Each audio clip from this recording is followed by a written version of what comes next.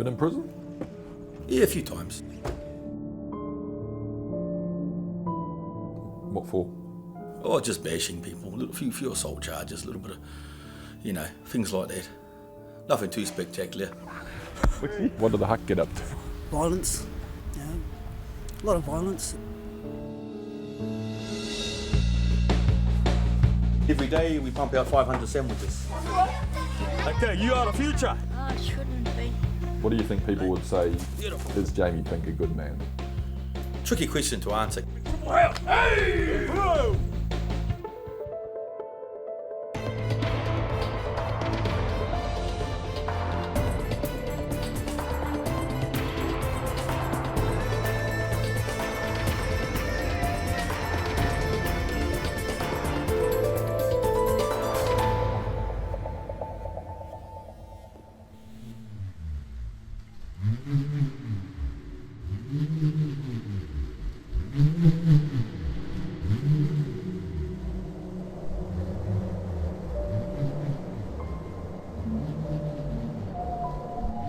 Ngaruawahia is located at the junction of two great rivers, traditionally important canoe routes for Maori.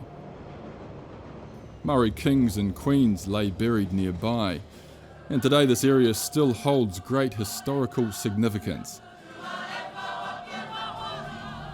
The area is also a gang patch.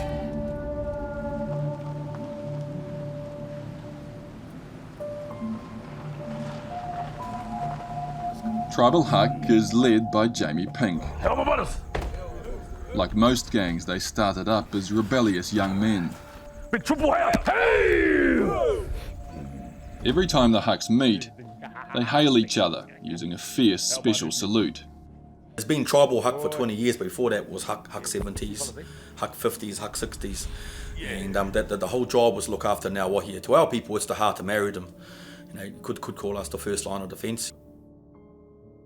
What happens if some gang does rock up in the middle of Ngaruawahia? What actually happens then? Literally, what happens? Oh, we'll attack them. We'll attack them in the main street, anywhere they stop. New Zealand has one of the highest gang memberships per head of population in the world. There are estimates of 25 major patched gangs and over 4,000 patched members in a country of only 4 million people. They invited me to their club headquarters, which sits on a piece of leased farmland. What did the Huck get up to? Violence, a lot of violence. They have to be violent, otherwise other people will stand over them. Jamie's got a big reputation of being quite violent, so it's quite easy, being around Jamie, because no one hassles you, because they know they've got to hassle Jamie first. You've been in prison? Yeah, a few times. What for? Oh, just bashing people. Assault with intent to injure, the odd GBA, just a little bit of fun, And I haven't been to prison for a little while. I had a good run. It's been 8 years now, 9 years, so, we've had a chance to build. Does that... Nothing great about being to prison, it just means you bug it up. But, it means you're stuffed up. But when you are in prison, you've got to make the most of it. Yeah. Have you learned something from being in prison, or...? Well, of course, you have to. Some people don't take anything away from it, but you can't look after your family properly in jail. We've got boys in there, some have been there a long time. But when they get out, we'll try to get them back into society properly. And we'll do our best for them. But nothing to skite about, obviously. Gangs in New Zealand started in the 1950s and have forged a reputation in violence and illegal activities.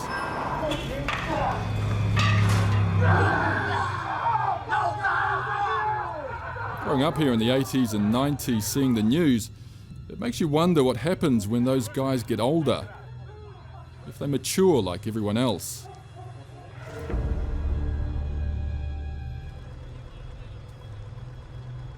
Sociologist Jared Gilbert spent 6 years hanging out with and studying gangs. We can see in crime data that after the age of 40, people tend to commit far less crime, particularly violent crime. We mature. And so as the membership of these gangs has matured, the gangs themselves have matured. And so we get a vastly different set of behaviours and a vastly different outlook on life.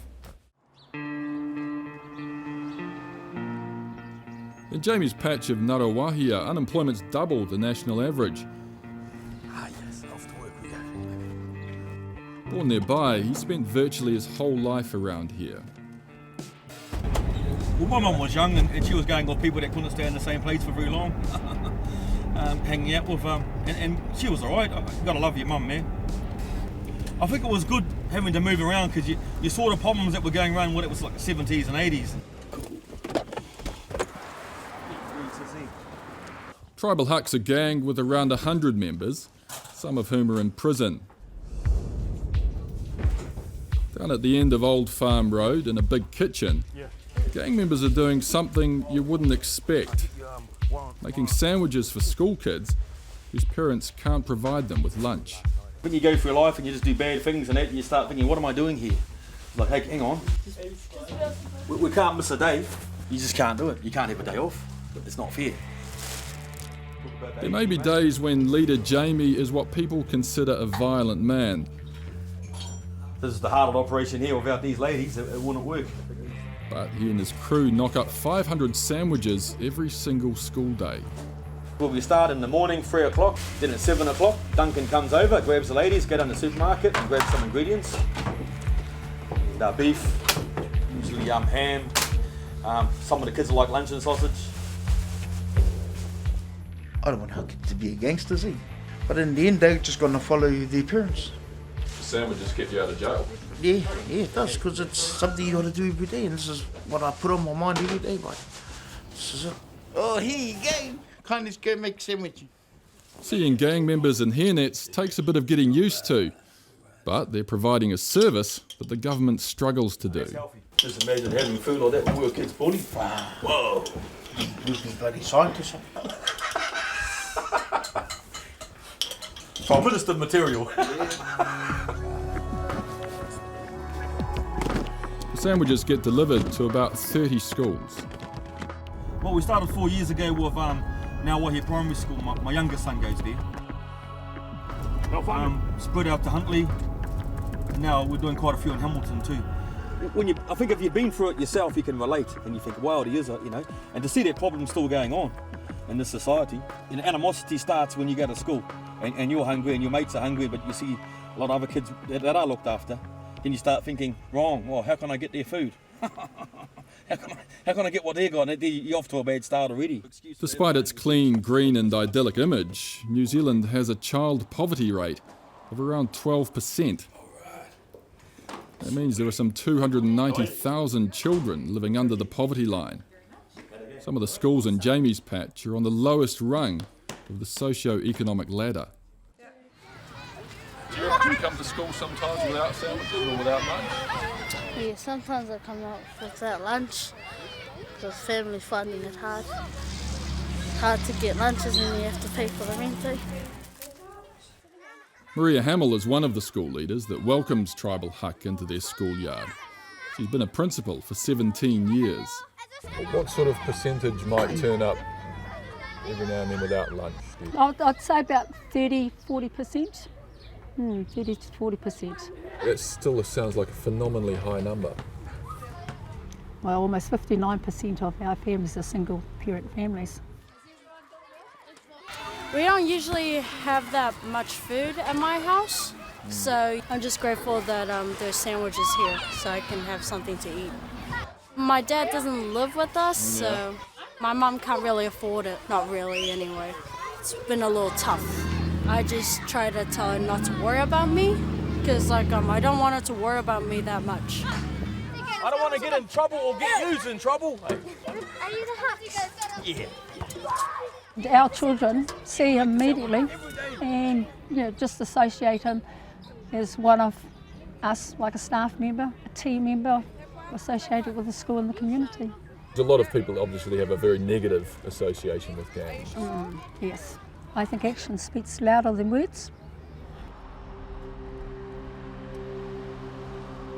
Payback for you, I mean, how does it feel when you get that reaction? We're not exactly the pillars of society, okay, we understand that. It gives you a reason to get up the next day. You think, okay, I'm not just a bad bugger, we're not just horrible people, we're doing something good. And that's true, you can't, no matter what people say, you can't take that away. And that gives us that, there's nothing else we get from it. Kia ora, just introducing Matua Jamie. Everybody say Atamarie Matua Jamie.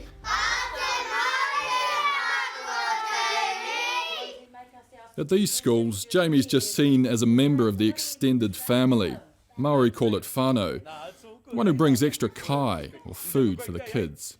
For us as a school, we don't look at it as being a gang, we look at it as an organisation of whānau, bringing in, kai to support children so that they can do everything, and we can do everything we can to help them to learn. The whole gang aspect, there's no concern from the parents or anything like that? No concern from the parents. Yeah, we're just thankful, really. Hey, good to see you, bro. Your tribal hat. Yeah, that's right. So you learn some good stuff, eh? So you can grow up educated and get some good jobs later, eh? Yep. Okay? Yep. I'll see you tomorrow. Okay, you are the future. Yeah. I think the sandwich thing would surprise everybody that's come into contact with that. It just so runs against the grain of what we expect a gang to do and expect a gang to behave. Does it impress me? Damn right it does. How can one not be? I'd be impressed if any community group was doing that to fill a need within their neighbourhoods. Hey ladies, hi. You said yesterday, you said I'm no angel. And is there an element of perhaps like squaring the ledger? No one's ever asked that question before. It's brilliant, and I'll answer it most truthfully I possibly can. I suppose a part of that is, but I've got no regrets on the past. People I've done things to, 90% of the time they weren't very nice people anyway. Probably deserve what they got. But yeah, there's an element in there of truth, a slight element though. This is more important than anything else that we've done. Doing what, and our children see it. My grandson sees it, and they say, "Oh, this is a better way to be. Be nice, be strong, be hard, but be nice about it. And live by that code." Code is important, not just for gang members, for everybody.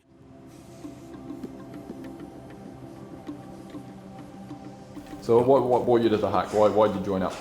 It's family's like family, eh? So yeah, I feel like I'm home here. So yeah. And Jamie's given you the message that of the way to go. Yeah, it shows me the way to go, how to be a decent man. Yeah. I was a troubled kid. My grandfather passed away and all hell broke loose. And yeah, I took off out of town, and when I came back, straight away I wanted to be a trouble huckster. Ow! And it's been a good decision. Yeah, it's been a good decision, yeah. We are a part of Ngaruai, I say. Ngaruai is a part of us. The tribal Huck operate a few businesses, including a farm. It started when Jamie collected a couple of $1,000 from gang members to buy pigs and sheep. Yeah, this is where all ground level. This is where it all starts. Yeah. And how long has this been here in this spread? Yeah, we've been here for 10 years. Right. All up. We've only been using it properly as a farm for the last 5 years. So that's all right. What sort of money are you making off the farm? Well, probably only about $100,000 a year. We've got other businesses, but but what we do get of it is food. All our people got full freezers, beef, pork, and sheep. Jamie says it's this business that pays for the sandwiches. And that's where it starts. Instead of having to go, oh government, can you give us some food grants? And obviously people need that, and it's good that that's there. But we don't want to be relying on it and let our people rely on that in the future. Get them up and get them running. That's the heart of it is there. The foundations start. No matter what you got, you could have houses, cars, whatever. It's all irrelevant if you can't feed your people. Hey, we'll come back get those other pigs soon.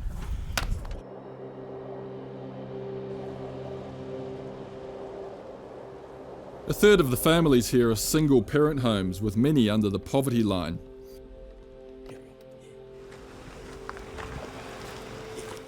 A 32-year-old solo mum of 3, Sonia Morgan, relies on welfare. She's one of the families tribal Huck drop in on. In Ngaruai, a lot of people like you? Yeah, there's a lot. There's a lot worse off than me too. There's a lot of kids that do a lot harder than my kids. If I really need help, I can call on him. I struggle with the kids, and he helps out a lot of people in this town. We're not the only gang that do good work in New Zealand, and obviously in Australia too, and America, some of the great countries there. But people only want to hear about the bad things. How many people you bashed? You know, what are you up to? Gang wars, it's all fun, yeah, of course, but things like this are getting done by other people too, you know, maybe in a different way. Gang members aren't terrorists, and you can't put them in that category, okay? You know, some of these bad eggs and everybody. How do you feel about getting, you know, every now and then Jamie popping in, dropping off some food and stuff? Yeah, it's pretty good. Yeah. How would you feel if one of your boys joined the Hucks? Yeah, no, not gonna happen. But, you know, my kids wouldn't go there. Like, you know, there's nothing wrong with having them as friends and stuff, but, yeah. I mean, I wouldn't want my kids in any gang whatsoever. No way. You ever thought about joining a gang or anything like that? No. Wouldn't want to do that. Why not? Because Mum wouldn't like me anymore. There's one gang in New Zealand with a particular reputation for violence, the Mongrel Mob. It's also the country's largest gang. All of these young groups were sort of antisocial in nature, one would say, but the Mongrel Mob had a much harder edge, being raised as the early members were in state homes. They were treated very badly. There was sexual abuse and physical abuse. And thus they looked at society and went, if you're going to treat us like that, we're going to give it to you back. I'm driving to Hastings. The city's often considered the birthplace of the Mongrel Mob, and I've come to meet the chapter leader, Rex Timu. Rex, how are you? Hey, Alex. Come in, mate. So, what have we here? It's our clubhouse. Yep. Yeah, it's one of our earliest photos in about 64, 63. Gang clubhouses have been a location for a lot of violence. It can be an intimidating place to visit. So this bar, everyone welcome? Yeah, anyone's welcome, yeah. Some bad things happen here? Oh, in the past there has, you know, but I'm not looking at all that stuff, eh? Yeah. I'm looking for our future, to our future. And genuinely looking after our kids. The gang's infamous patch emblem is a British bulldog, often wearing a German World War II helmet. And it looks pretty good, you reckon? It's quite intimidating. Well, it can be, but yeah. You can see people might be scared of that, yeah? Oh, yeah, I can see that, eh? But even in some terms it could be intimidating. I suppose that's probably how it kind of started, you know. It was to probably not so much intimidate, but being different. Yeah. In some terms, being antisocial. Yeah. You know, back then, it was pretty much fuck society. Yeah. Things have mellowed now, though. Yeah, I know. Everyone's focused on family, eh? Yeah.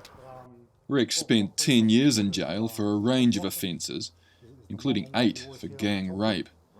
But now, at age 48, he wants people to believe there's a shift in him, in gangs, and what they're about. I think the mentality of the Mongrel Mob is changed, or changing. You know, and I suppose good things take time. Do you think you've changed? If I went and talked to your wife, say, how's Rex changed over the years? What do you reckon she'd say? Oh, yeah, she'd say I've changed a bit. You know, 15, 20 years ago I wouldn't be sitting here. You know, I'd be out there causing trouble. But you get a bit older, you get a bit wiser, and you start kind of growing out of that stuff. Do you ever get the feeling that the younger guys, they might say, oh, Rex, you know, he's 50, he's had his fun. It's all very well for him to say, oh, you know, go down the straight and narrow, because he's had the fun, but we want to have some fun. Do you ever get that impression? Oh, yeah. You know, the young ones want to prove themselves. But to me, you know, this is not the 60s or 70s or 80s nor 90s. We're into the, well into the 2000s. And I keep telling them, you know, change is good. If actions speak louder than words, what's happening today is another example of change. It's winter, but this carload of kids is heading out to Port Edere Beach. The trip's being organised by a trust called Taitimu, which was set up by Zach Mokuare. It's an organisation that sees the kids of rival gangs, church groups, schools, all come together. I'm a father of four kids. My oldest being 35. So we started our trust in 2007. We lost a son to suicide in 2000. So one of our aims was to try and bring our families closer together.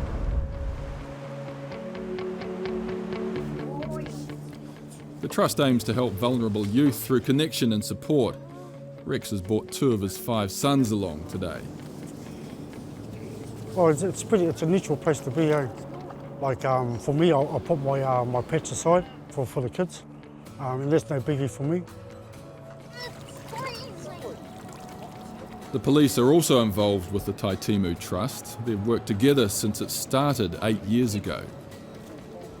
With the gang involvement in the trust, to be honest, it was a bit of a leap of faith for the trust,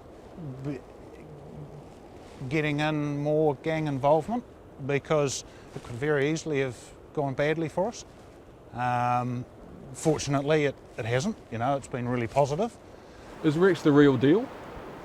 It's very easy to come on and say, this is what I want to do, this is where I want to go. And in the short term, anyone can fudge it. You know, anyone can put on a face for a short time. But over 4 years, Rex has really shown a consistency with his approach and his manner and his work with the youth and his own family and the trust, and that's really admirable.